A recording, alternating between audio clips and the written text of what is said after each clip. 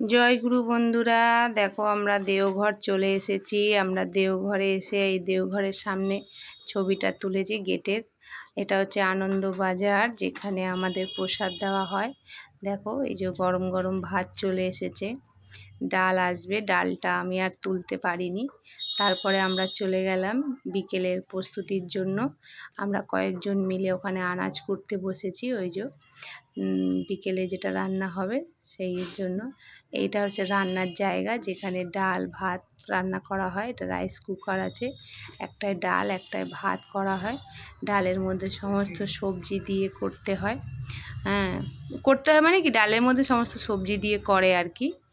এত টেস্ট হয় বন্ধুরা, কি বলবো, খেতে খুব ভালো লাগে। এটা চলে এলাম রাত্রেবেলা, ওখান থেকে বিকেলবেলায় এই ভিতরে কিছু সিন আছে, ওগুলো ঘুরলাম। পরের দিন আমরা চলে এলাম মানিকপুর। হ্যাঁ, মানিকপুর হচ্ছে ঠাকুরের পিকনিক করেছিলেন ঠাকুর, আমাদের ঠাকুর শ্রী শ্রী অনুকূলচন্দ্র এখানে পিকনিক করেছিলেন। দেখো এই জায়গাটা। এখানে একটা ফল দেখাবো তোমাদের, সেই ফলটা হচ্ছে গিটার ফল। ওটা দিয়ে গিটার তৈরি হয়। আর এটা হচ্ছে বাবাধাম। বাবাধাম দেখার পরে আমরা চলে গেলাম নলক্ষা মন্দির। হ্যাঁ, নলক্ষা মন্দিরে চলে গেছি। এটা হচ্ছে নলক্ষা মন্দির। এরপরে এখান থেকে বেরিয়ে আমরা চলে যাব তপোবন। দেখো তপোবন। আরেকটা সাইট সিন ছিল, সেটা আর দেখানো হয়নি বন্ধুরা। কেমন লাগলো বলো। টাটা।